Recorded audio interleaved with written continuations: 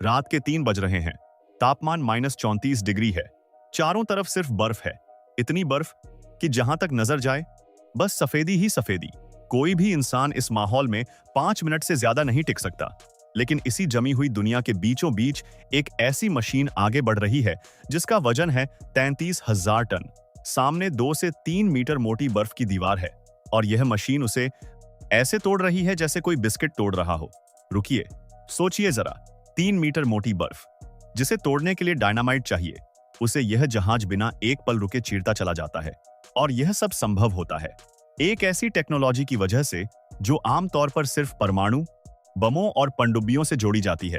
जी हां, आज हम बात करेंगे दुनिया के सबसे ताकतवर न्यूक्लियर आइस ब्रेकर की, और मैं आपको गारंटी देता हूं इस वीडियो के अंत तक आप इंजीनियरिंग को बिल्कुल नई नजर से देखेंगे। पहले समझते हैं कि यह काम होता कैसे है, क्योंकि ज्यादातर लोग यही सोचते हैं कि आइस ब्रेकर अपनी रफ्तार और ताकत से बर्फ को धक्का देकर तोड़ता है, जैसे कोई ट्रक किसी दीवार से टकरा जाए। लेकिन सच्चाई बिल्कुल अलग है, और यही सच्चाई इस जहाज को साधारण से असाधारण बनाती है। इस जहाज का अगला हिस्सा यानी बो नुकीला नहीं होता, बल्कि इसे एक खास ढलान यानी स्लोप की तरह डिजाइन किया जाता है।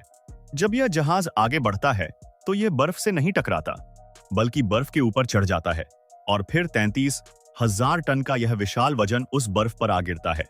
बर्फ के नीचे से टूटने की आवाज आती है और वह रास्ता बन जाता है, यानी बर्फ टक्कर से नहीं वजन से टूटती है। यह फिजिक्स का एक बेहद शानदार इस्तेमाल है। अब सोचिए, अगर जहाज का वजन इतना ताकतवर हथियार है तो उसकी बॉडी यानी बॉडी को कितना मजबूत होना होगा।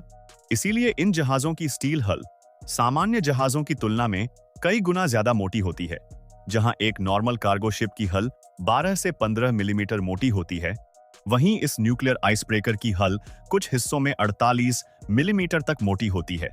यह इसलिए नहीं कि वह बर्फ को रोक सके, बल्कि इसलिए कि जब बर्फ टूटकर नीचे जाए तो उसके टुकड़े जहाज को नुकसान न पहुंचाएं। अब असली सवाल यह है कि इतना भारी जहाज लगातार महीनों तक आर्कटिक की बर्फ में चलता कैसे रहता है? डीजल से? पेट्रोल से? नहीं, इसके दिल में धड़कता है एक न्यूक्लियर रिएक्टर। रूस के आर्कटिका क्लास के ये न्यूक्लियर आइस ब्रेकर्स दुनिया के सबसे शक्तिशाली जहाजों में से हैं। इनमें लगे न्यूक्लियर रिएक्टर्स की combined power capacity 60,000 horse power तक होती है। तुलना के लिए बताऊं, एक फॉर्मूला 1 रेस कार में करीब 1000 हॉर्स पावर होता है, यानी यह जहाज एक साथ 60 फॉर्मूला 1 कार्स की ताकत से चलता है। लेकिन यह ताकत आती कैसे है, समझते हैं। रिएक्टर के अंदर यूरेनियम 235 का फिशन रिएक्शन होता है, यानी यूरेनियम के एटम्स टूटते हैं और जबरदस्त हीट पैदा होती है। यह हीट पानी को स्टीम में बदलती है। वह स्टीम टरबाइंस को घुमाती है। टरबाइंस बिजली बनाते हैं और वह बिजली 3 विशाल इलेक्ट्रिक मोटर्स को चलाती है जो जहाज के 3 प्रोपेलर्स को घुमाते हैं।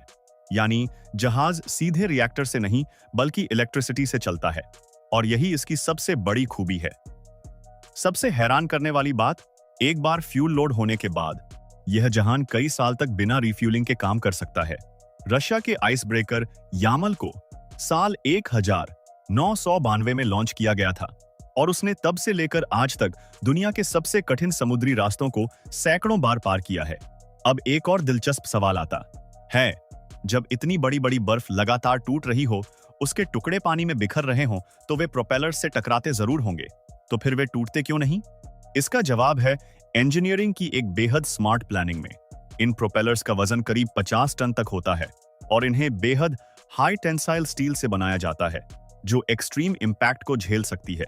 लेकिन असली जीनियस यह है कि इन्हें इस तरह डिजाइन किया जाता है कि अगर कोई एक ब्लेड डैमेज हो जाए तो पूरी प्रोपेलर बदलने की जरूरत नहीं पड़ती, बस वह एक ब्लेड निकाला और नई लगा दी। इसके अलावा एक और तकनीक काम करती है जिसे एयर ल्यूब्रिकेशन सिस्टम कहते हैं। जहाज के नीचे लगे छोटे छोटे होल से लगातार कंप्रेस्ड एयर छोड़ी जाती है। यह हवा लाखों टाइनी बबल्स बनाती है और ये बबल्स जहाज की स्टील बॉडी और बर्फ के बीच एक तरह का कुशन बना देते हैं, जिससे फ्रिक्शन यानी घर्षण कम हो जाता है। नतीजा, जहाज आसानी से आगे बढ़ता रहता है और हल को ज्यादा नुकसान नहीं होता। कभी कभी जहाज एक ही जगह कई बार आगे पीछे होकर खास तरह से डगमगाता भी है। इसे आइस ब्रेकिंग रोल कहते हैं।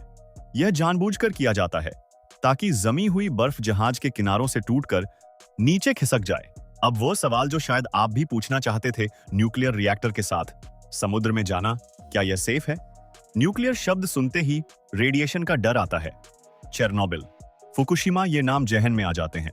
लेकिन असलियत यह है कि इन जहाजों का रिएक्टर सेफ्टी सिस्टम दुनिया के सबसे एडवांस सिस्टम्स में से एक है। रिएक्टर जहाज के बिल्कुल बीचों बीच रखा जाता है। इसके चारों तरफ थिक स्टील की मल्टीपल लेयर्स होती हैं। उसके बाहर वाटर शील्डिंग होती है जो रेडिएशन को अब्सॉर्ब करती है, और उसके बाहर कंक्रीट और लीड की लेयर्स होती हैं। लेकिन सबसे क्लेवर सेफ्टी फीचर यह है कि अगर किसी वजह से पावर सप्लाई पूरी तरह बंद हो जाए तो रिएक्टर को मैन्युअली शट डाउन करने की भी जरूरत नहीं पड़ती। कंट्रोल रॉड्स जो नॉर्मली रिएक्टर को एक्टिव रखती हैं, वे ग्रेविटी की वजह से ऑटोमेटिकली नीचे गिर जाती हैं और न्यूक्लियर रिएक्शन कुछ ही सेकंड्स में खुद ब खुद बंद हो जाता है। यानी इस सिस्टम का सबसे बड़ा सेफ्टी गार्ड कोई कंप्यूटर नहीं, कोई इंजीनियर नहीं, बल्कि ग्रेविटी यानी गुरुत्वाकर्षण है, जो हमेशा काम करता है, बिना बिजली के, बिना किसी कमांड के। इसीलिए इन जहाजों पर रेडिएशन लेवल्स वास्तव में उस लेवल से कम होते हैं जो आप किसी बड़े शहर में हर दिन नेचुरली एक्सपीरियंस करते हैं।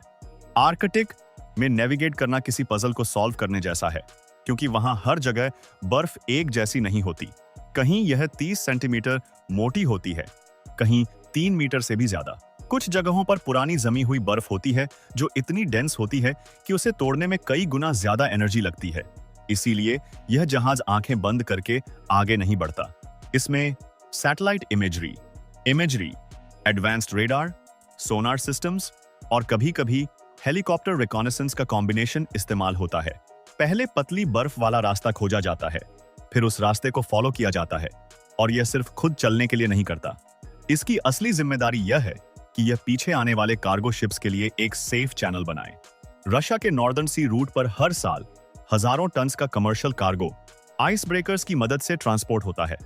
बिना आइस ब्रेकर्स के यह रूट प्रैक्टिकली इम्पॉसिबल है।